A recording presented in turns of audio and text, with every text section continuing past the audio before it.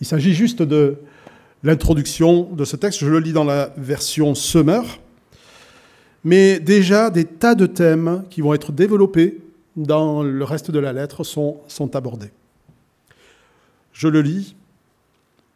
Pierre, apôtre de Jésus-Christ, salue ceux que Dieu a choisis et qui vivent comme des étrangers dispersés dans les provinces du Pont, de Galatie, de Cappadoce, d'Asie, de Bithynie. Dieu le Père vous a choisi d'avance, conformément à son plan. Et vous avez été purifiés par l'Esprit pour obéir à Jésus-Christ et bénéficier de l'aspersion de son sang. Que la grâce et la paix vous soient abondamment accordées. Béni soit Dieu, le Père de notre Seigneur Jésus-Christ. Dans sa grande compassion, il nous a fait naître à une vie nouvelle pour nous donner une espérance vivante par la résurrection de Jésus-Christ. Car il a préparé pour nous un héritage qui ne peut ni se détruire, ni se corrompre, ni perdre sa beauté. Il le tient en réserve pour vous dans les cieux, vous qu'il garde par sa puissance au moyen de la foi, en vue du salut qui est prêt à être révélé au moment de la fin. Voilà ce qui fait votre joie, même si actuellement, il faut que vous soyez attristés pour un peu de temps par diverses épreuves. Celles-ci servent à éprouver la valeur de votre foi. Le feu du creuset n'éprouve-t-il pas l'or qui pourtant disparaîtra un jour? Et pourtant, votre foi qui a résisté à l'épreuve a une valeur beaucoup plus précieuse. Elle vous vaudra louange, gloire et honneur lorsque Jésus-Christ apparaîtra. Jésus, vous ne l'avez pas vu et pourtant vous l'aimez.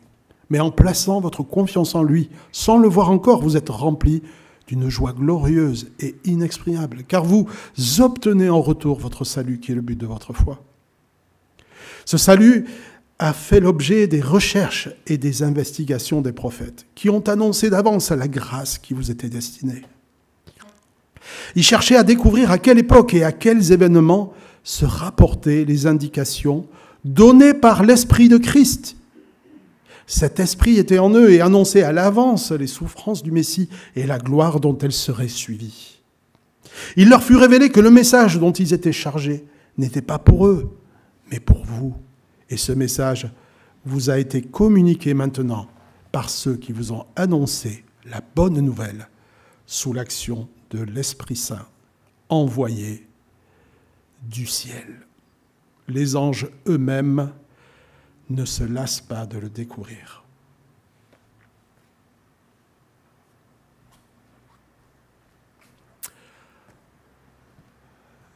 Un texte en même temps étrange, tellement profond et qui parle de choses ineffables, de choses que nous ne pouvons pas expliquer, décrire, des choses qui sont en réserve pour nous dans les cieux.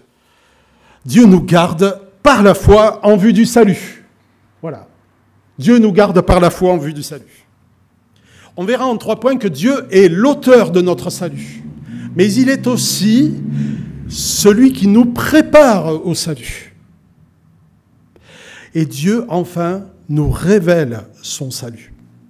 Cette lettre, je l'ai dit, se veut une lettre d'encouragement pour des chrétiens sous pression, dans ce qu'on appelle la soft persécution, des brimades, des moqueries, maltraitance en tout genre, parfois être mis au banc de la société, être rejeté. Pierre qualifie ces chrétiens d'étrangers, non seulement à cause de l'origine païenne, parce qu'ils sont tous disséminés dans la province de l'Asie mineure, qui est l'équivalent de notre Turquie actuelle. Donc ce sont tous des chrétiens d'origine païenne. Ils sont étrangers à cause de cette origine, mais aussi parce qu'ils sont dans un monde qui n'est pas le leur. Le terme désigne des étrangers en note de passage, des gens du voyage. Et il suggère qu'en fait, cette Église est en chemin vers la patrie céleste. Ils sont dans la dispersion, dans un terme qui est rentré dans notre vocabulaire français, la diaspora, qui a la même origine, la même racine que le terme semence en grec, sperma. Ils sont donc disséminés à travers les régions de l'Asie mineure, qui est la Turquie actuelle. Avec ce double sens qui est suggéré par le texte, c'est qu'ils sont semés par le Saint-Esprit. Même s'ils sont séparés les uns des autres, ils sont semés pour porter du fruit là où le Seigneur les a placés. Leur privilège, c'est que Dieu les a choisis. Ils ont été purifiés par l'Esprit pour obéir à Christ et en même temps être mis au bénéfice de l'aspersion du sang de Christ. C'est donc que le salut, dont il est question dans ce passage, il a deux buts. Celui de nous mettre au bénéfice du sacrifice de Jésus-Christ, mais aussi celui d'être purifié par l'Esprit pour obéir et avoir une vie qui répond à la volonté de Dieu. Il n'y a pas l'un sans l'autre. Alors, je voudrais évoquer ce premier point. Donc, face au danger qui nous menace, aux épreuves de la vie, nous pouvons nous demander comment tenir ferme dans la foi. Dans le contexte qui est le nôtre, à savoir que nous pouvons vivre notre foi sans être inquiétés. On ne peut pas vraiment parler d'une persécution.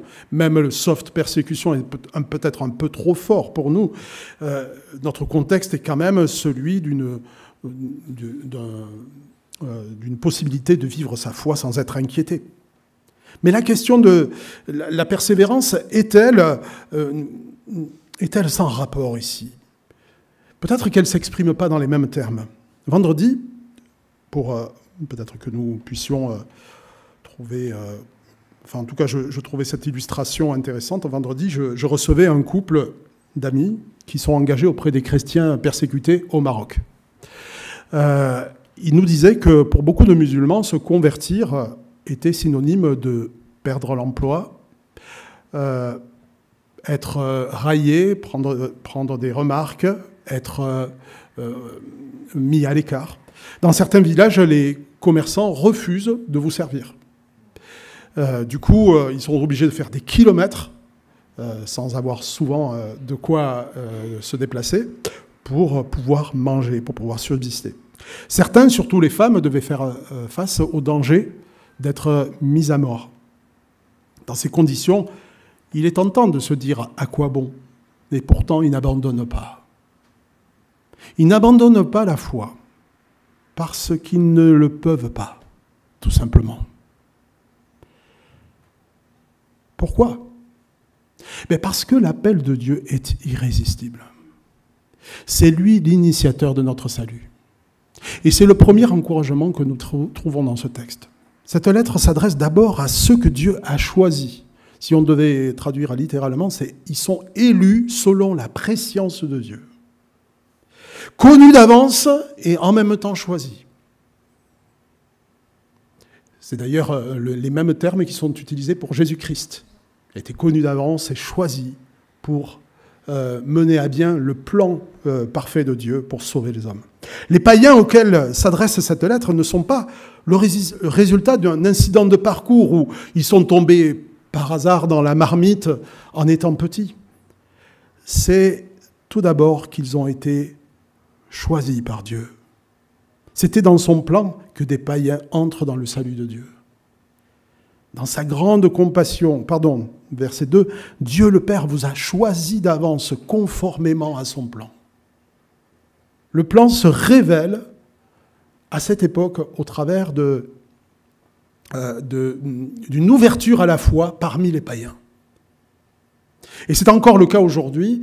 L'Évangile se révèle, même dans nos pays supposés être chrétiens, il se révèle souvent auprès de personnes qui n'ont pas d'arrière-plan chrétien, qui n'ont pas le même background.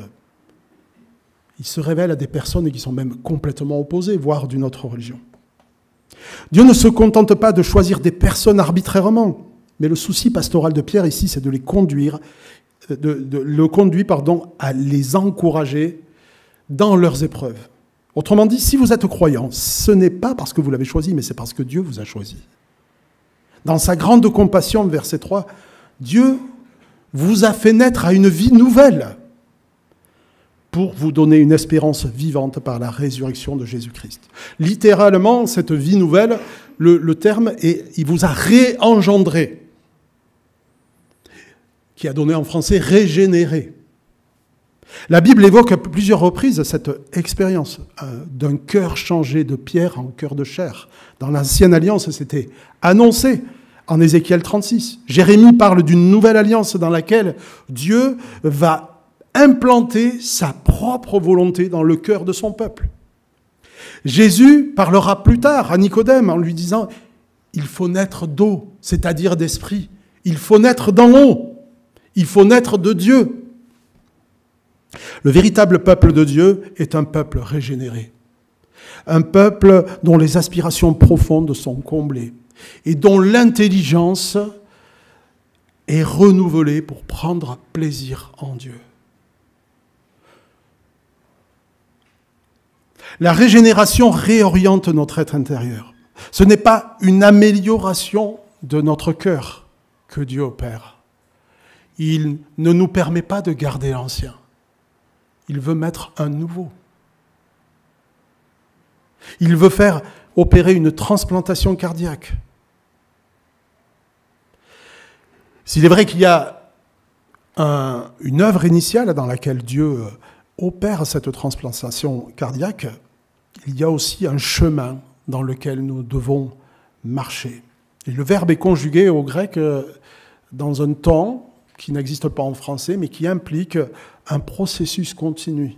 Dieu vous a régénéré, Dieu vous régénérant, vous a régénéré et vous régénérant. La vie chrétienne est une vie de régénération, de transformation de notre cœur.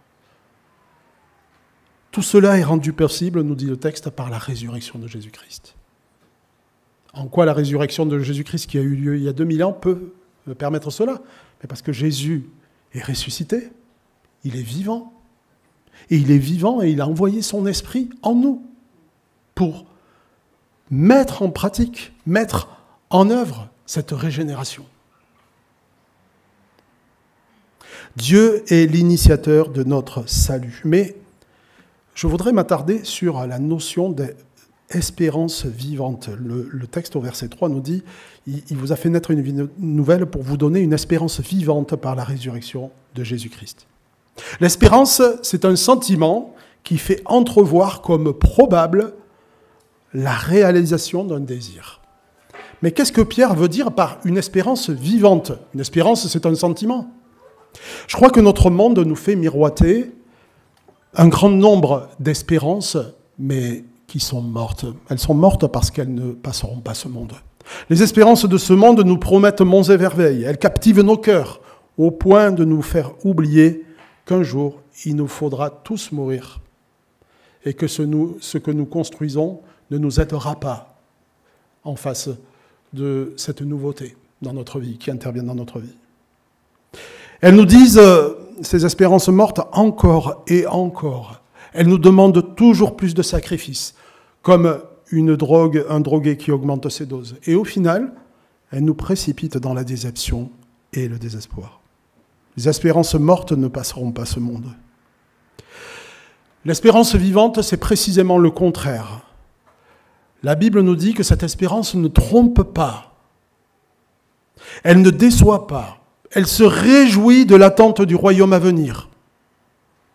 Un royaume dont nous ne savons pas grand-chose, personne ne l'a expérimenté. Mais pourtant, cette joie est là.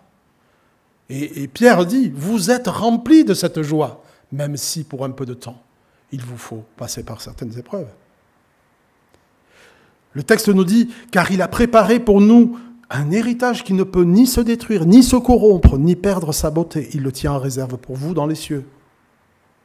Alors on peut se réjouir de cette nouvelle vie qui nous est destinée, mais en rester à quelque chose de futur. Mais l'espérance vivante, si elle est vivante, c'est qu'elle est aussi la jouissance présente des prémices du salut.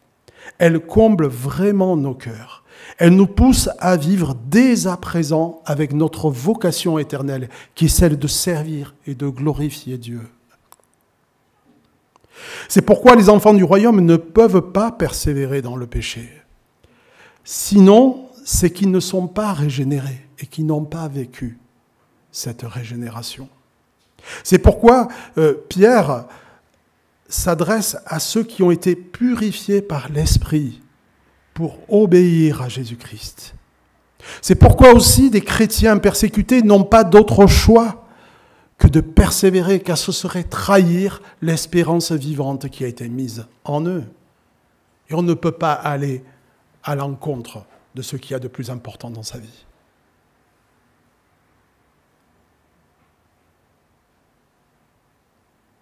C'est pourquoi aussi nous ne pouvons pas résister à l'appel de Dieu dans nos vies. Si Dieu nous a fait naître à une vie nouvelle, il nous a donné aussi un appel à le servir parce qu'il a reconfiguré nos cœurs autrement. Il ne nous a pas appelés à nous servir, mais à le servir. Tant que cette vocation à le servir n'est pas au centre de notre vie,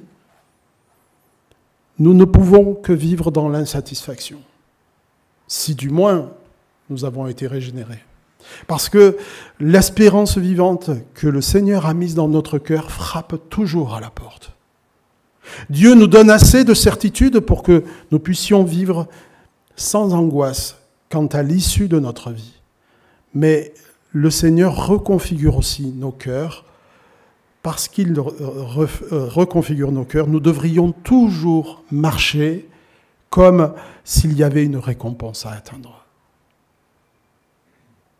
Pas d'angoisse, mais un désir de faire la volonté de Dieu.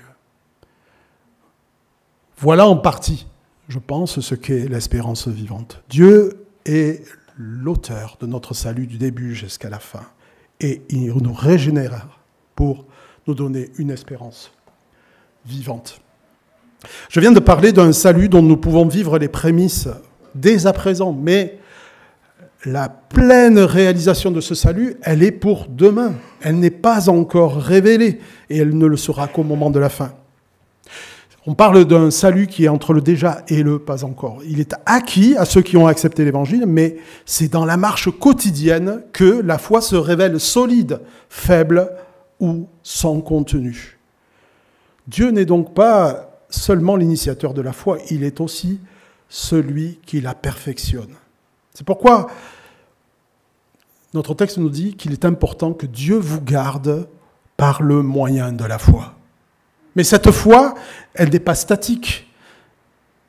Comme un enfant qui doit apprendre d'abord à manger en buvant du lait, puis ensuite assimiler une nourriture solide pour grandir et voler de ses propres ailes, la foi qui résiste à l'épreuve a besoin de se fortifier. Et c'est au travers des épreuves qu'elle est éprouvée et purifiée. Lorsque j'ai prêché il y a quelques années sur ce texte, je pensais que les épreuves dont parle Pierre ici sont essentiellement des épreuves à cause du choix ou la conséquence de la foi des chrétiens. Mais après un cancer et plusieurs moments douloureux dans ma vie, je comprends que beaucoup d'épreuves que nous vivons sont communes à tous les hommes. Mais nous ne les vivons pas de la même manière. Et elles ne poursuivent pas le même but. En fait, pour le reste des hommes, elles n'ont pas d'autre but que de dire « ce qui ne me tue pas me rend plus fort ». Mais pour nous, elles ont un but. La maladie peut être une épreuve, être confronté à l'éventualité de la mort en est une autre. S'occuper des siens peut être aussi un lourd fardeau, et je sais qu'aujourd'hui, dans notre Église, des personnes vivent des épreuves, parce qu'elles sont obligées de s'occuper des leurs. Et c'est bien légitime, parce que la Bible nous dit que celui qui ne s'occupe pas des siens est pire qu'un incroyant, mais c'est aussi une source de tentation et d'épreuve. Tenir ferme face aux tentations multiples de notre monde qui s'enfoncent toujours plus dans le mal est aussi une épreuve redoutable. Mais après ces épreuves, pour ma part, celle que j'évoquais un peu plus haut, je comprends aussi le « il faut que ». Il faut qu'il y ait des épreuves.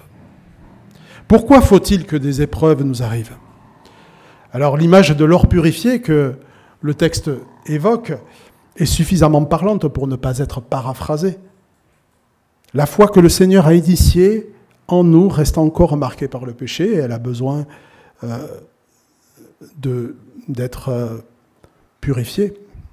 Les épreuves sont un creuset pour purifier notre foi, mais elles sont aussi l'autel sur lequel brûlent nos mauvaises espérances, nos espérances mortes, ou on pourrait les appeler aussi nos idoles, qui nous empêchent de vivre pleinement notre vocation. De ce côté du monde, Dieu n'utilise pas vraiment la persécution, mais nous ne sommes pas pour autant exempts du creuset de l'épreuve.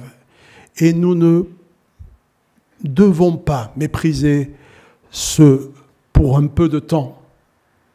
Vous devez être affligé par certaines épreuves. Ce peu de temps peut parfois paraître long et pour certains, il pourra être toute une vie. Mais Dieu nous garde par le moyen de la foi. Un petit témoignage à une époque de ma vie. J'étais fan de motocross. C'était une passion dévorante qui usait mon portefeuille, mes week-ends, ma santé.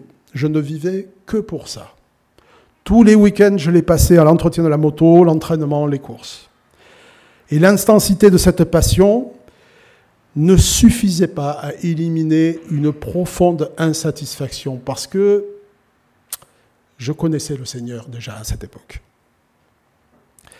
Au summum de ma gloire, alors que les résultats et la forme étaient au top, j'ai eu un accident dans lequel je me suis cassé les 2 poignets. Et j'ai appris pour la première fois à être dépendant pour tout. Imaginez ce que vous devez faire sans vos 2 mains. Et c'est extrêmement humiliant. Mais c'est normal, il le fallait, parce qu'il y avait beaucoup d'orgueil chez moi. La passion était tellement forte que j'ai repris la moto trop tôt et je me suis recassé l'un des poignets. Et les 2 mois se sont transformés en 6 mois, avec une opération. Alors j'ai fini par vendre ma moto. Mais je n'ai pas pu la vendre, parce que le concessionnaire a fait faillite. Tout m'a été enlevé. Alors, ce ne sont que des choses matérielles, un petit peu de douleur, mais c'est là que j'ai commencé à comprendre que quand on a reçu le Seigneur, on ne peut plus jamais vivre comme les autres.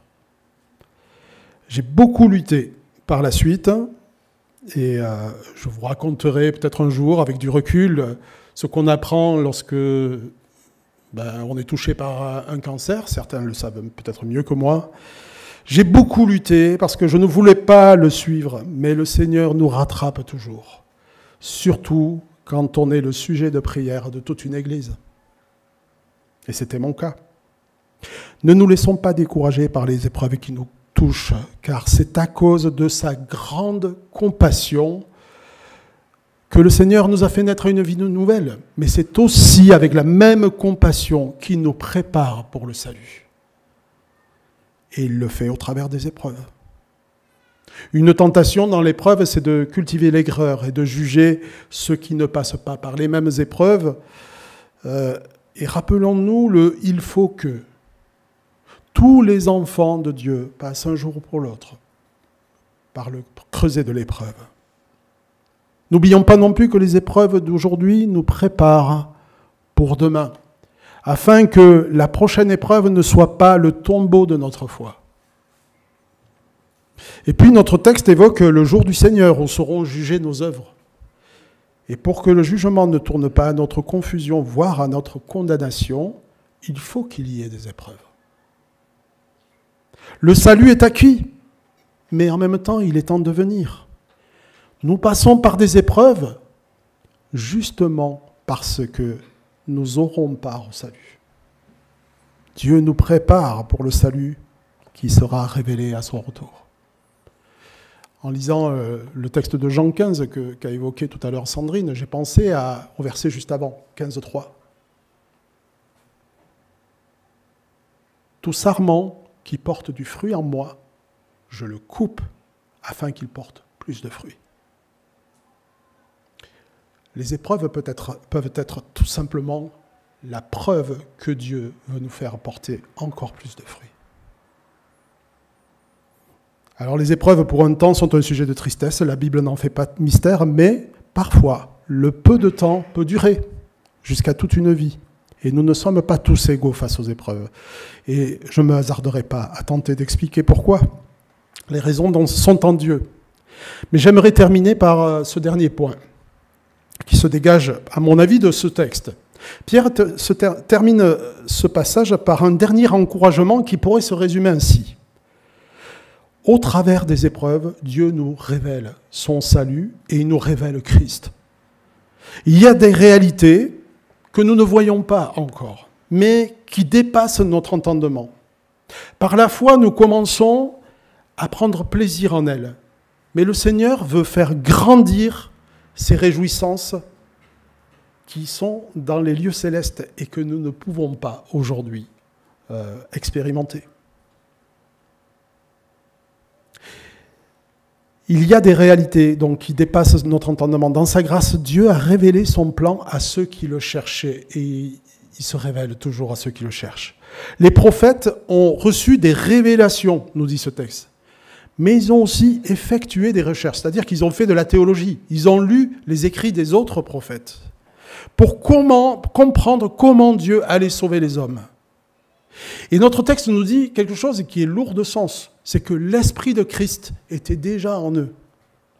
L'Esprit Saint était déjà à l'œuvre pour leur dire quelle gloire allait suivre dans ce salut. Il leur fut révélé que s'ils avaient reçu ce privilège de révélation extraordinaire, l'accomplissement de ces révélations ne serait pas pour eux, mais il serait pour vous, pour les chrétiens qui, dans la nouvelle ère, sont au bénéfice du sacrifice de Jésus-Christ. Jésus disait, beaucoup de prophètes et de justes ont désiré voir ce que vous voyez et ne l'ont pas vu, entendre ce que vous entendez et ne l'ont pas entendu.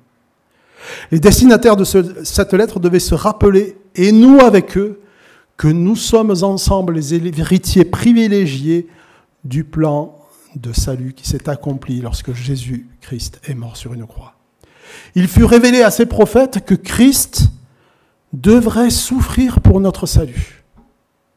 On pense bien sûr à Isaïe 53, mais on pourrait encore penser à ces textes dans lesquels le juste doit passer par beaucoup de souffrances, mais le Seigneur l'en délivre toujours. On pourrait penser aussi à ce psaume dans lequel David dit « Mon Dieu, pourquoi m'as-tu abandonné ?» Ils se sont tirés au sort mes vêtements, ils ont tiré au sort ma tunique, ils ont partagé mes vêtements.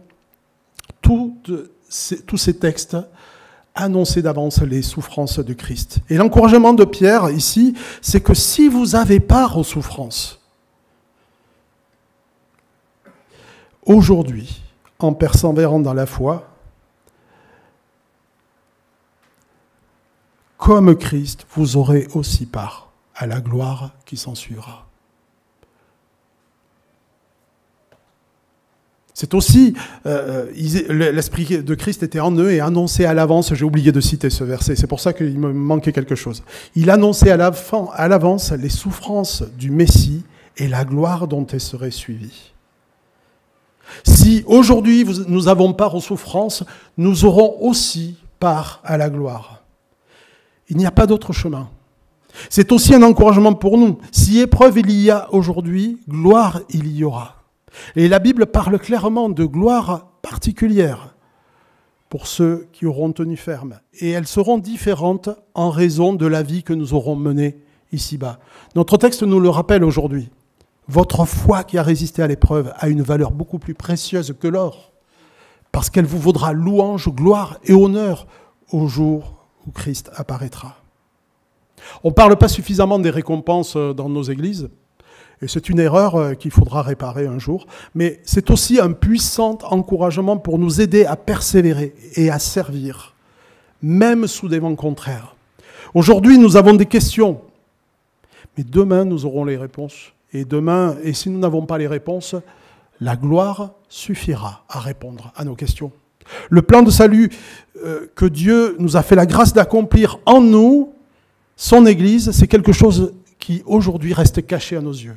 Les épreuves par lesquelles nous passons font partie de ce plan. En tout cas, Dieu les inclut dans ce plan.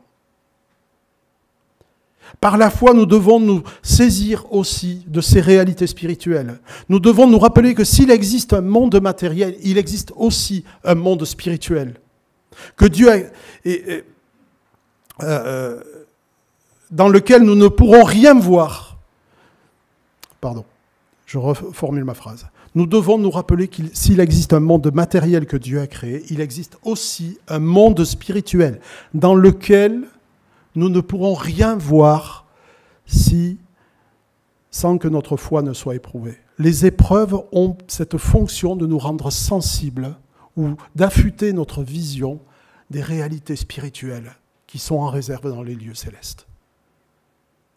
Sans quoi nous resterons attachés à cette terre et nous n'aurons aucune sensibilité et nous ne nous réjouirons pas de ces choses qui nous attendent et qui sont merveilleuses et que le Seigneur prépare. Alors, je ne peux pas vous dire plus que ce que notre texte dit. Les anges ne se lassent pas de découvrir, y compris dans les épreuves que nous vivons, de découvrir le plan parfait de Dieu qui se déroule. De voir comment ce Dieu parfait fait tenir ferme dans la foi quelqu'un qui passe par l'épreuve. Contre vents et marées. C'est le cas de l'histoire de Job, par exemple. Et il y a beaucoup de Job qui doivent encore rentrer dans le royaume de Dieu. Beaucoup de gens qui vont passer par des choses difficiles. Mais Dieu les fera tenir par la foi.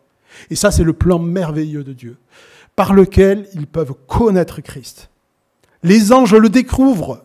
Ils découvrent au moyen de l'Église l'infinie sagesse de Dieu. Les anges, ils savent beaucoup de choses. Ils connaissent l'envers du décor, le monde spirituel, les enjeux du salut. Ils connaissent la gloire de Dieu, mais ils ne savent pas tout. Ils sont les spectateurs de l'œuvre merveilleuse qui se réalise en vous, lorsque vous vous tenez ferme, en vous, lorsque vous obéissez, en vous, lorsque vous témoignez, en vous, lorsque, à cause de ce témoignage, quelqu'un découvre la grâce de Jésus-Christ et se tourne vers lui. La Bible nous dit que les anges, il y a beaucoup de joie parmi les anges lorsqu'un seul pécheur se repent. Certainement parce que les anges ont la connaissance de ce monde spirituel et savent ce qu'il en est d'être dans la présence de la gloire de Dieu. Ils connaissent l'infini bonheur qu'il y a à être au bénéfice de l'amour de Dieu et de ses promesses. Bien des épreuves, bien des tentations attendent ceux qui voudront vivre une vie digne de l'appel qu'ils ont reçu. Mais le Seigneur les en délivre toujours. Et c'est lui qui aura le dernier mot. Si vous aimez les histoires qui finissent bien, l'histoire finira bien. Elle finira bien pour ceux qui passent par des épreuves, qui persévèrent, parce que Dieu a le pouvoir de les faire tenir. Et Dieu les fait tenir. Pour quelle raison ? Nous ne le savons pas, mais c'est ainsi qu'il manifeste sa gloire, sa grâce et son amour. À chaque jour suffit sa peine. Que le Seigneur nous bénisse. Amen.